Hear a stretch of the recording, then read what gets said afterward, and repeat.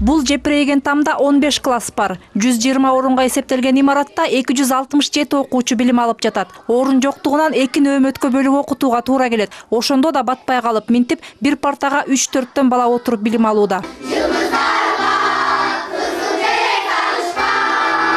Токтогул районунун Кара Суу айылындагы жалгыз мектеп бүгүн эртең урап калуу коркунучунда турат. Аймактагы өзгөчө кырдаалдар башкармалыгы 3 ирет авариялык абалда деген бүтүм чыгарып берген. Коркобуз ушу потолок түшүп качан түшүп кетет же кулап кетет деп коркунучта өтөбүз. Ошол эски мектеп өзүңүздөр көргөндөй бардык жагы жарака. Эски мектепти канча жаңыласаң деле ошол эле экен да. Улам жаңылайбыз, жылыга ремонт кылабыз, баары бир болбойт.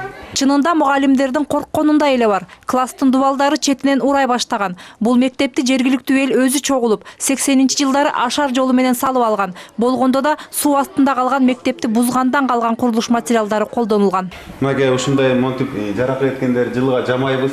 Анан айла кеткенде мындай картинкалар менен үстүн жаап коебуз. Дагы көрүнбөй турган кылып.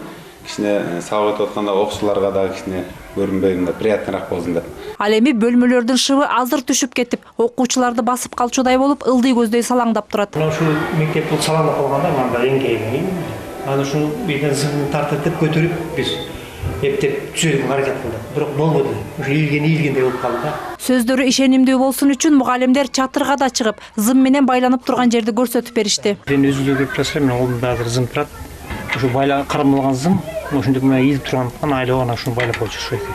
Масалан, эми берки өзүн бир корпустун ар жакка бара турган болсоңуз үстү солкулдай. Бул жөнө түшүп кетип ошондой жөнө түшөт. Эч ким буга гарантия бере албайт. Былтыр ушул маалда депутаттар бул айылга барып, мектептин аянычтуу абалын көрүп кетишкен. Алардын сунушу менен бюджеттен атайын каражат каралып, Каржы министрлиги тарабынан жаңы мектеп курууга 3 миллион сомдон ашуун акча бөлүнгөн экен. Курулуш иштерин жүргүзүү үчүн өткөрүлгөн тендерди жергиликтүү фирма утуп алып, бирок минтип ордун казып туруп баса бергени айтылууда. 3,5 миллион өзү бөлүндү деп биз уктук. 3,5 миллион бөлүндү деп. Ошол анан бул бүткөндөн кийин булар кетип калды. Бүткөндөн кийин акча жок деп. 3 миллион сомго ушул эле жумуш бүткөрүлгөнүнө эч ким ишенбейт. Мындай жерди 20 киши деле чогулуп казып коймок деп айыл эли нааразы. Мектеп жетекчилиги болсо бул иште биздин тиешебиз жок деп ийин куушурат. Эми аны биз контролдой албайбыз. Алар жанагы тендер уткандан кийин госстрой ошолор контролдойт да. Айланасындагы жылына тазалап туруш керек экен. Көп жылдан бери тазалабанын негизинде суу кайра тээп кетти да. Атигилер каскандан кийин аны кайра ошо госстрой менен согласовать этип өзүнчө комиссия келип, булар анан трамбовка кылышты.